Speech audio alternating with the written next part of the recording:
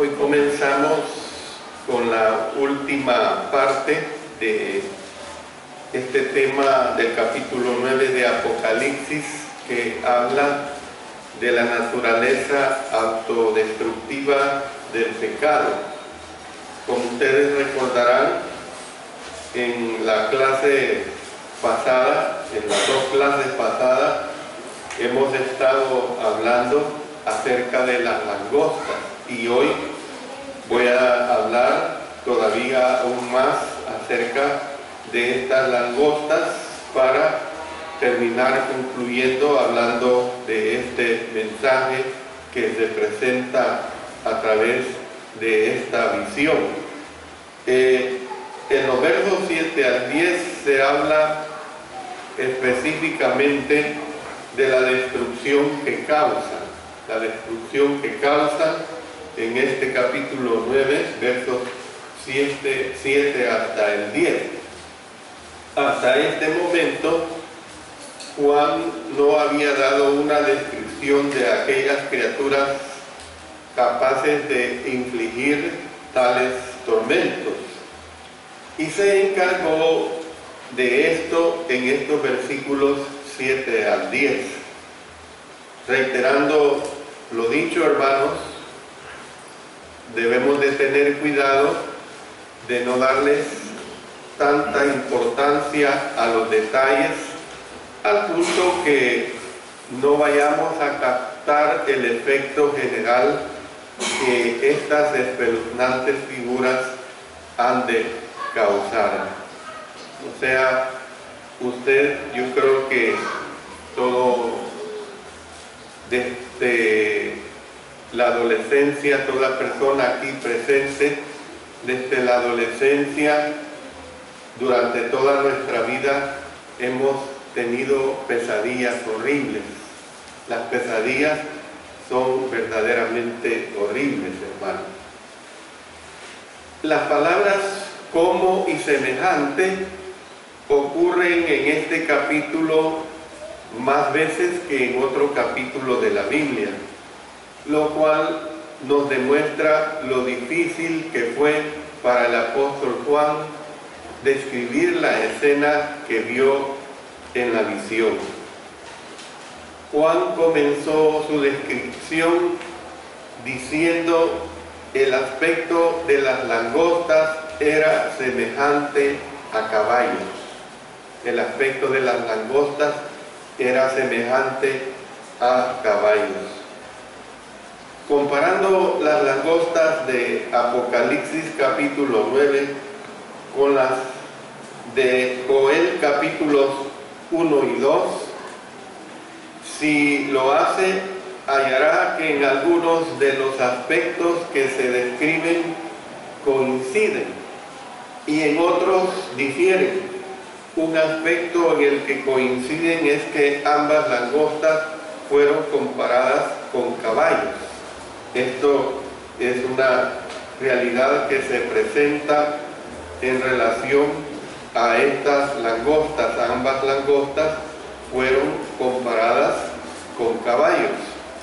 Pero además tenemos que ver que un aspecto en el que difieren es que en las profecías de Joel las langostas eran la nube, mientras que en Apocalipsis capítulo 9 las langostas salieron de la nube.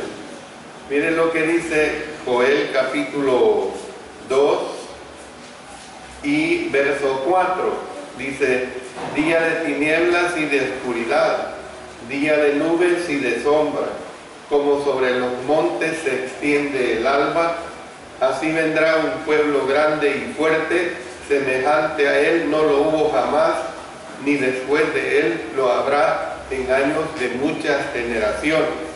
Verso 4. Su aspecto como aspecto de caballos, y como gente de a caballo correrán.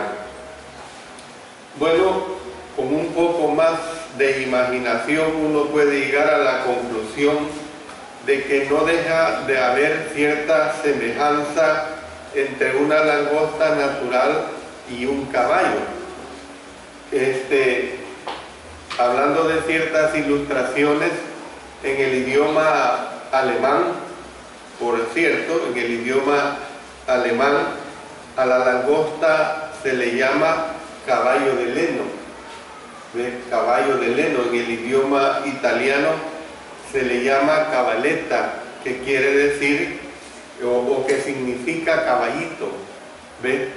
Entonces Juan dijo más concretamente que el aspecto de las langostas era semejante a caballos preparados para la guerra.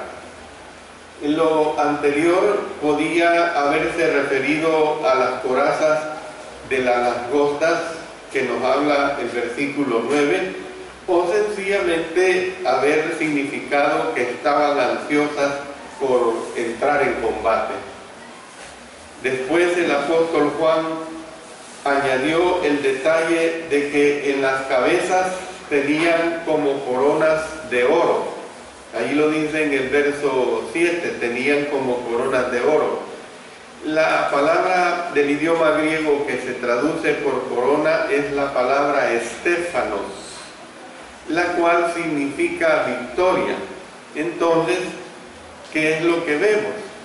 Que estas langostas iban a tener éxito en la realización de su atormentadora misión, una idea, por supuesto, nada agradable, una situación nada agradable. Por supuesto que la victoria que obtuvieran solo la disfrutarían por un tiempo, pues lo que llevaban sobre sus cabezas no eran en sí coronas de victoria, sino algo así como coronas de oro. Coronas de oro, así se está hablando. Puede que la siguiente característica sea la más significativa, hermanos, esta que menciono y que dice aquí el versículo 7. Dice que sus caras eran como caras humanas. Note, sus caras eran como caras humanas. Cuando estudiamos el capítulo 4, si usted lo recuerda, hicimos notar que el tercero de los 4 seres vivientes tenía rostro como de hombre. Ahí lo dice en el verso 7 del capítulo 4. Y concluimos que esto podía indicar inteligencia o sagacidad. Podía indicar inteligencia o sagacidad. Tal vez sea una idea parecida a la que se expresa aquí, cuando dice: cuando Juan miró de frente a la cara de la horda que avanzaba, no fue la aletargada expresión del mundo animal lo que vio, sino lo que vio fue la muy inteligente astucia y crueldad de los seres humanos demoníacos. Es decir, tenemos que entender que los animales en cierto sentido, hermanos, no hacen daño. Si bien es cierto que hay animales que a usted le pueden atacar, pero el concepto de hacer daño no está en el animal. En el animal lo que sucede es que él lo que quiere es defenderse. Él se siente como perseguido, se siente que le quieren hacer algo, pero en el animal no existe el concepto de la maldad, porque no es ser humano, hermano. Entonces, los animales no hacen daño como si lo hacemos los seres humanos. Eso hay que entenderlo claramente. Entonces, cuando escribió, puede que el mal se presente de muchas formas siniestras, pero a fin de cuentas será cara de hombre lo que tendrá el mal. Cara de ser humano, pues, lo que tendrá el mal. Estas criaturas, dice aquí la descripción en el versículo 8, que tenían cabello como cabello de mujer. Cabello como cabello de mujer. Tal vez el cabello cubría la cabeza de ellas, tal vez cubría todo el cuerpo, Es un detalle que sencillamente, hermanos, añade otra anormalidad. ¿Ve? Es un detalle que sencillamente añade otra anormalidad. Para algunos el hecho de que las langostas tenían cabello de mujer añade una nota de sensualidad, pero analizando esta situación, el cabello largo que ondea al viento en una criatura así no es sensual, sino que es una figura grotesca, es algo grotesco. Imagínense a un hombre tan feo como el pecado mismo. Óigase bien, a un hombre, a un ser humano tan feo como el pecado mismo, lleva el cabello largo ondeando al viento, hermano. El cabello largo ondeando al viento. Un hombre feo con un cabello largo ondeando al viento no es nada atractivo, hermanos. Entonces, nada habría que atrajera en una descripción así. No está usándose ese cabello largo como algo hermoso, sino como algo verdaderamente espantoso. Luego dice aquí en este versículo 8 que sus dientes eran como de leones, dientes como de leones. En este caso, los dientes no tenían propósito de morder. ¿Por qué decimos que no tenían propósito de morder? Porque el arma de las criaturas era el aguijón de escorpión, no los dientes de león. Ya lo vimos en la clase anterior. Ese era el arma de estas criaturas, el aguijón de escorpión, no los dientes de león. Es más bien una imagen que subraya pues la naturaleza sanguinaria de estas monstruosas criaturas. ¿Ve? Esa naturaleza sanguinaria de estas monstruosas criaturas. Y luego aquí también el verso 9 dice: tenían corazas como corazas de hierro. Es decir, ¿qué es lo que está diciendo acá? Que las langostas, hermanos, parecían invencibles. Usted sabe, una coraza de hierro da la impresión de que un guerrero va a ser invencible. O sea, esa es la impresión que está dando. Pueda que se refiera a las escamas naturales que cubren el cuerpo de las langostas, o tal vez las langostas tenían la armadura especial de los caballos de guerra. Y luego miren lo que sigue diciendo aquí en este versículo 9. El ruido de sus alas era como el estruendo de muchos carros de caballos corriendo a la batalla. Los que han tenido la experiencia de presentar o de presenciar, mejor dicho, una plaga de langostas, como lo he dicho en las clases anteriores, no se dan ahora muy a menudo en nuestra campiña estas plagas de langostas, pero los que han tenido la experiencia de presenciar una plaga de langostas han comparado el sonido que éstas hacen con el ruido, como el ruido de una poderosa catarata. Hace unos pocos meses estuvimos en una catarata en Guatemala que tiene como unos 100 metros de alto, ¿ve? Y el ruido que hace es espantoso, y esto es que está un poco retirado uno de la catarata, no digamos si uno estuviera debajo de la catarata. Pues también una plaga de langostas se destaca por el crujido de una pradera en llamas. Dicen que ver una montaña que está ardiendo en llamas pues es algo verdaderamente espantoso. O también el sonido de un fuerte aguacero que cae sobre los árboles. Creo que esta es la situación con la cual nosotros hemos estado identificados en algunas ocasiones de un fuerte aguacero estando en la mera campiña. Entonces, hermanos, las palabras descriptivas que el apóstol Juan usa tienen que ver con ese propósito mortal de las langostas. Tienen que ver pues con ese propósito mortal de las langostas.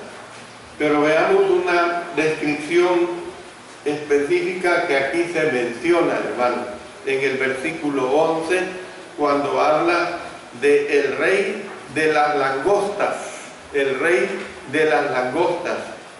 Juan tenía algo más que decir acerca de las langostas. Tenía información de escalofriantes implicaciones. Las langostas, dice, tenían un rey sobre ellas. Pero hay una cosa que quiero hacerles notar, que las langostas naturales no tienen rey. Y esto lo dice la Sagrada Escritura. Vamos al libro de Proverbios, en el capítulo 30 y el versículo 27. Ahí se está dando esta declaración. Noten, 30:27 de Proverbios. Las langostas que no tienen rey y salen todas por cuadrillas. Noten qué interesante. Las langostas que no tienen rey y salen todas por cuadrillas. Pero ¿qué es lo que sucede, hermano? Que las langostas de Apocalipsis capítulo 9 sí lo tenían. Ahí habla de que sí tenían un rey. Naturalmente las langostas no tienen rey, o sea, no tienen un guía, pero salen en cuadrillas, bien ordenadas. Pero esta langosta del capítulo 9 de Apocalipsis sí tenían un rey. ¿Qué nos enseña esto, hermano? Que así los ataques podían ser coordinados y dirigidos. O sea, eran ataques que iban a tener más coordinación y dirección. Por esta razón, el tormento de ellas sería principalmente efectivo y devastador. ¿Ves?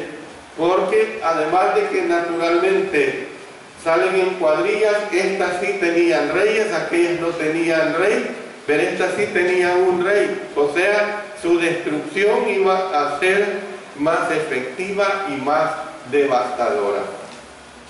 El rey de ellas, hermanos, era precisamente el ángel del abismo, o sea, Satanás mismo, hermanos.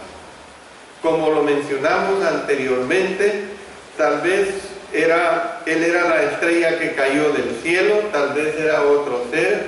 Es el nombre de este individuo lo que resulta significativo, porque dice su nombre en hebreo es Abadón y en griego Apolión. Las dos palabras, hermanos, significan casi lo mismo, aunque en un sentido estricto.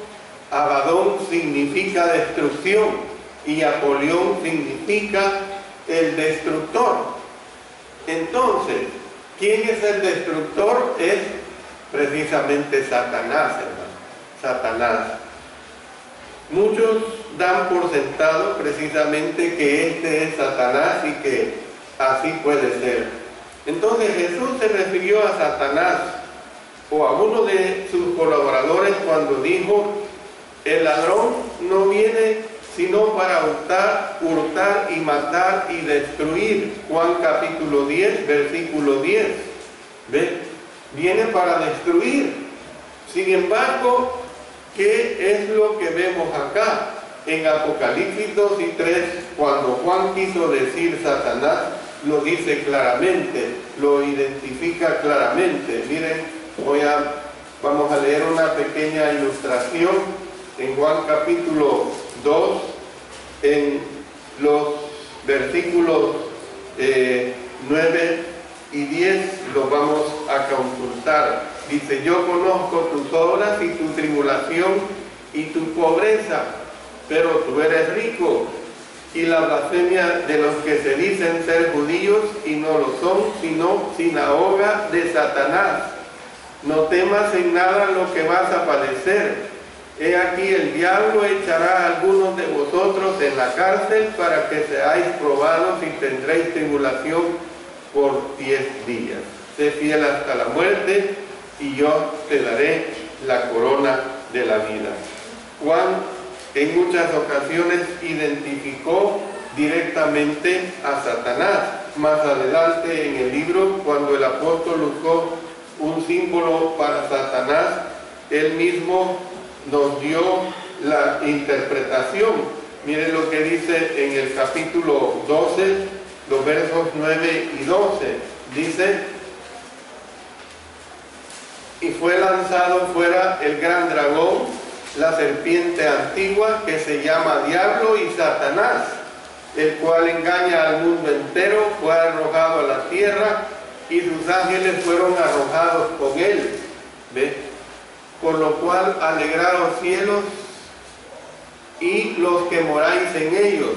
Ay de los moradores de la tierra y del mar, porque el diablo ha descendido a vosotros con gran ira, sabiendo que tiene poco tiempo.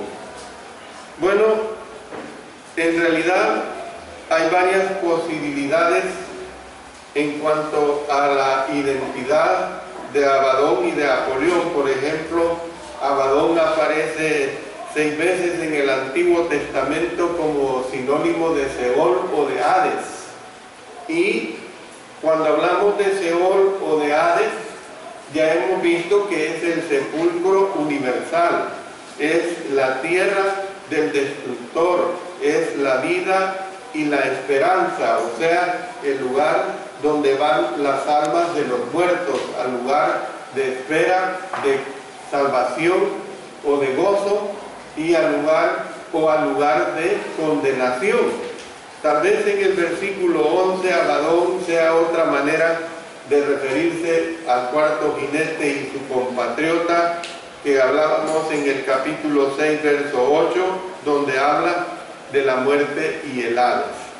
Entonces, Abadón podría ser sencillamente a lo mejor un ángel más, malo o bueno, al cual Dios obligó a servir, como en todas las visiones, hermanos.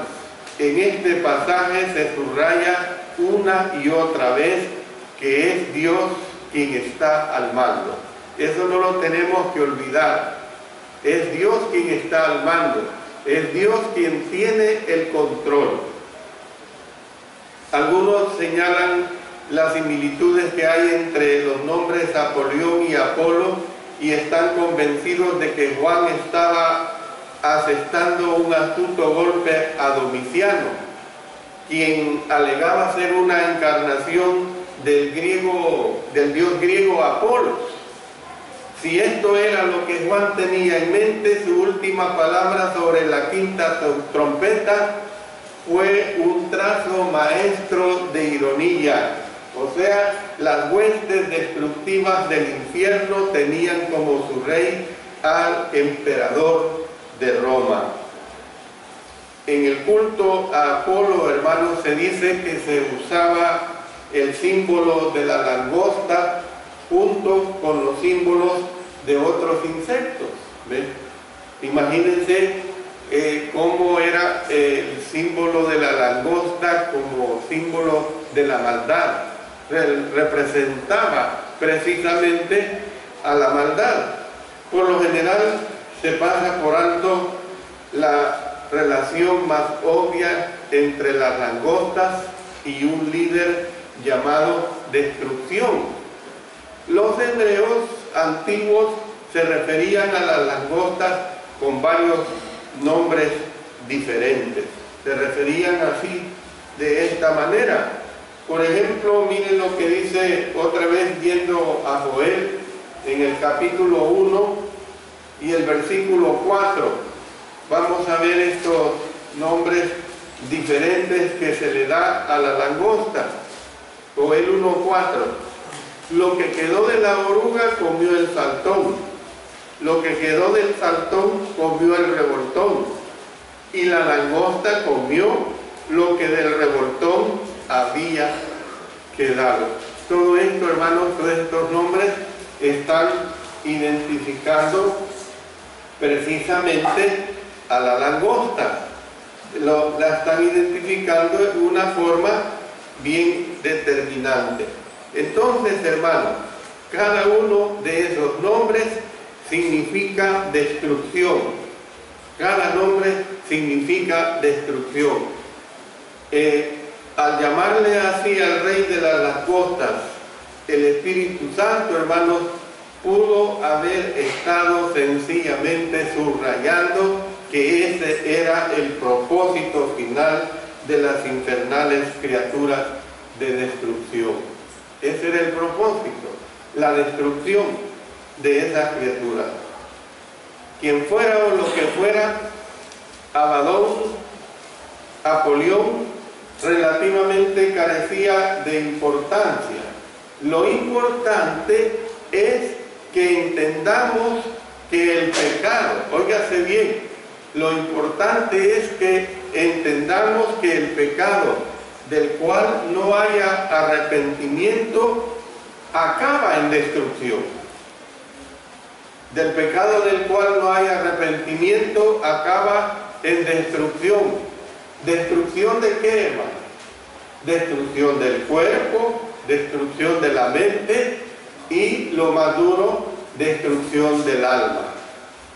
Esta idea resume la visión, es decir, que esta es la palabra de Dios acerca de las consecuencias del pecado en los pecadores, o sea, las consecuencias del pecado que se dan en los pecadores.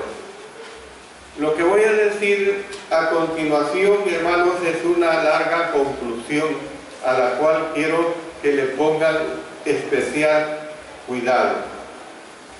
El mundo dice, ya resumiendo todo lo que hemos venido estudiando en este capítulo 9, acerca de estas trompetas, por supuesto, en este capítulo que habla sobre las trompetas, estamos estudiando la quinta trompeta. Entonces, el mundo dice que el pecado no es tan dañino y que más bien puede aumentar la calidad de vida. Ustedes enciendan la televisión y vean programas artísticos, vean programas de shows de artistas, y los artistas son la peor peste en esto.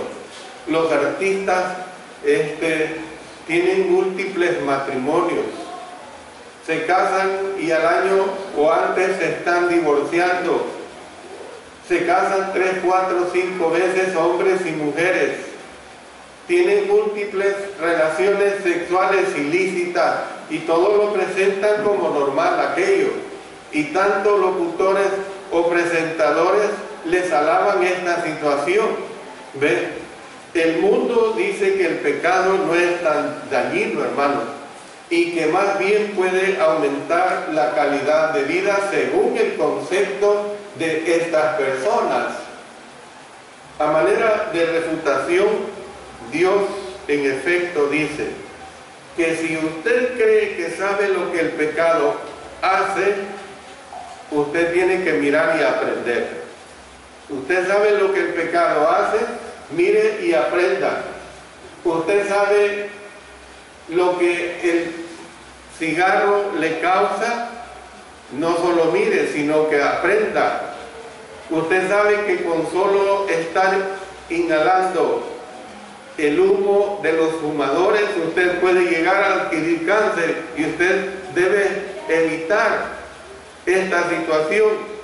No es nada incorrecto que si usted está detrás de la fila en la caja donde usted quiere pagar su cuenta de los productos que lleva, y la persona que está atrás o está adelante está fumando, usted con todo derecho le tiene que decir que deje de fumar porque le está perjudicando su salud. Es una realidad, las consecuencias del pecado. Y es entonces cuando presenta el aterrador cuadro de las indeseables criaturas de la misma. A fin de entender en toda su extensión el mensaje que Dios ha querido transmitir, yo le digo que tómese un momento para ponerse dentro de la visión. Tómese un momento, hermano, hermana, para ponerse dentro de la visión. Imagínese que es usted un hombre o mujer que rechazó la propuesta de Dios. Vamos a imaginar esta situación. Imagínese usted esto. Yo le voy a hacer un cuadro descriptivo para que usted entienda lo que a continuación escuchará. Usted va caminando por una verde pradera. Usted va por la montaña. Usted va por los caminos hermosos. El cielo en lo alto es de color azul. El sol calienta su espalda. Bueno, sin que medie aviso alguno, de repente usted se encuentra con un enorme abismo que se abre a sus pies. Y luego un humo de color negro azulado y sucio que sale en nubes, oscureciendo el sol. Fíjense todo lo que le estoy diciendo, le voy a mencionar al menos 17 situaciones nefastas y sumiendo su mundo en la penumbra. No pierda en mente, no deje de tener en mente que usted iba tranquilo caminando en una montaña donde estaba viendo ese paisaje tan hermoso y de repente se le torna en esta situación nefasta. De pronto oye usted un rechinar, oye un zumbido que se intensifica desmedidamente hasta sentir que sus tímpanos se van a reventar. De repente se ve usted rodeado de criaturas salidas de las más terribles pesadillas que puede haber tenido. Criaturas demoníacas que se desplazan a través del aire y luego parecen gigantescas langostas, de estas que le he venido hablando a través de la visión, pero son diferentes de cualquier langosta antes vista en la tierra.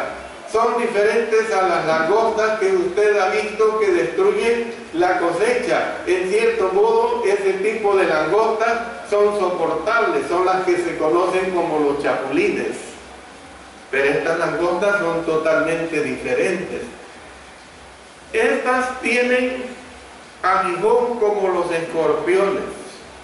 Tienen forma como las de caballos y corona como los reyes. Tienen la cara de los hombres, hermano. Usted está en medio de esa situación, usted está presente. Tienen la cara de los hombres, el cabello de las mujeres y tienen los dientes de los leones. Tienen el cuerpo blindado y tienen alas. El cuerpo blindado y tienen alas. Y al desplazarse emiten un ruido ensordecedor. Yo creo que más de alguna vez les he dicho que una vez cuando estaba en Lobo estudiando Biblia, eran como las 11:30 de la noche y yo estaba estudiando tranquilamente. Retroceda a la calma que le presenté para ponerlo a usted en esa calma cuando va en la montaña, y de repente escucho un ruido ensordecedor, un ruido espantoso como especie de un viento fuerte, al cual no me agradó en nada y me llenó de pánico, y todo lo que hice fue mejor irme a acostar. El siguiente día en la clase un hermano tejano llegó diciendo que había sido un tornado que gracias a Dios no había pegado tierra, había pasado como a 100 metros de altura. Pues ese ruido de un tornado, hermanos, es espantoso. Ellos lo describen como cuando usted antes, yo no sé, algunos no podrán tener esa experiencia porque aquí ya no existe el tren, cuando había tren, que usted oía que venía el tren y venía haciendo ese ruido la máquina, y que entre más se acercaba usted sentía el estruendo del tren. Pues este es el ruido que le estoy diciendo a usted. ¿Por qué le estoy diciendo todo esto? Que lo más perturbante es que hacen caso omiso de la exuberante vegetación que le rodea. Ellos no le causan daño a la vegetación, continúan desplazándose hacia su persona. En sus caras, como de hombres, se dibuja una expresión de júbilo nada sano, nada sano.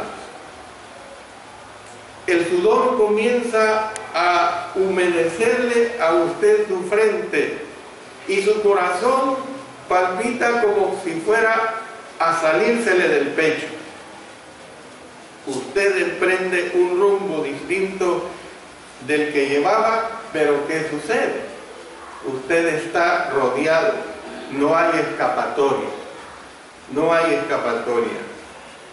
Una de las criaturas se lanza hacia adelante y le clava un aguijón venenoso, le atormenta un agudo dolor, siente que el veneno llega a través de sus arterias hasta el último extremo de su cuerpo.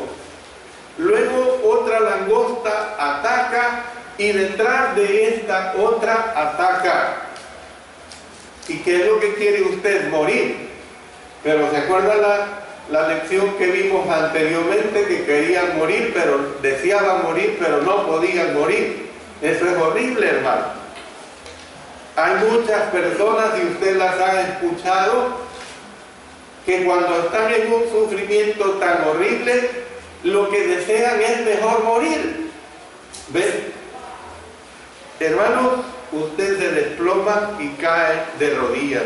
Pronto le rodean las demás langostas, hundiendo estas sus aguijones en sus brazos, en sus manos, en sus piernas, en sus pies, en su torso, en su cabeza, en su cuello, en su cara. ¿Qué es lo que sucede? Que usted sucumbe bajo el peso de aquellos cuerpos que se retuercen y le torturan. Usted sucumbe precisamente bajo el peso de aquellos cuerpos que se retuercen y le torturan. Mientras se retuerce usted en el suelo y es consumido por el dolor ardiente, tiene un recuerdo remoto de ciertas palabras que apenas se insinúan en sus pensamientos, porque usted es un cristiano, porque usted es una cristiana. La paga del pecado es muerte. ¿Por qué? Porque yo lo estoy poniendo a usted en la situación de un cristiano desobediente.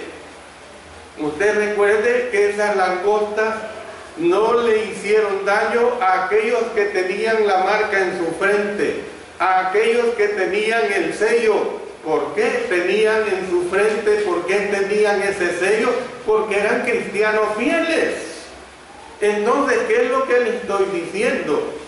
Que usted, hermano, que cada uno de nosotros tenemos que conducirnos como cristianos fieles para que no se den estas aplicaciones en nosotros.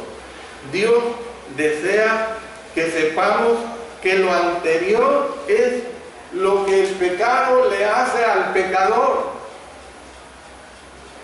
Y yo le digo a usted, yo no le animo en ningún momento al pecado, pero pruebe usted el pecado y ya se dará cuenta de estas consecuencias tan terribles. ¿Por qué desea Él que sepamos esto? Bueno, no desea sencillamente asustarnos, hermanos, ni es mi propósito también el asustarles, sino que también desea motivarnos a darle la espalda a nuestros pecados y volvernos a Él. Ese es el mensaje que aquí se está presentando, hermanos. La visión de langosta que tuvo Joel fue seguida de un llamado al arrepentimiento. Y con esto voy a terminar. Miren lo que dice en Joel capítulo 2, versículos 12 y 13. Por eso pues, ahora dice Jehová, convertíos a mí con todo vuestro corazón, con ayuno y lloro y lamento. Convertíos a Jehová vuestro Dios, porque misericordioso es y clemente, tardo para la ira y grande en misericordia, y que se duele del castigo. O sea, el llamado de nuestro Señor, hermanos, es precisamente a que nosotros nos arrepintamos de nuestros pecados. Los que fueron advertidos por Dios en los días del apóstol Juan no escucharon. Lamentablemente, muchos no escucharon. Miren lo que dice el versículo 20. Y los otros hombres que no fueron muertos con estas plagas, ni aun así se arrepintieron de las obras de sus manos, ni dejaron de adorar a los demonios y a las imágenes de oro, de plata, de bronce, de piedra y de madera, las cuales no pueden ver, ni oír, ni andar. La oración mía, y debe ser, hermanos, es porque usted sí lo haga. Porque si usted se ha caído en una situación de pecado, se arrepienta de sus pecados. Por eso el llamado también está para aquellos que no han sido bautizados. Tienen que bautizarse en Cristo Jesús, pero no como un rito, sino que bautizarse porque creen en el Señor, porque se arrepienten de sus pecados y porque creen que la sangre de Cristo le lava todos estos pecados. Termino con esto, que el Señor nos ayude, hermanos, a entender el bello mensaje que nos presenta las langostas de Apocalipsis capítulo 9.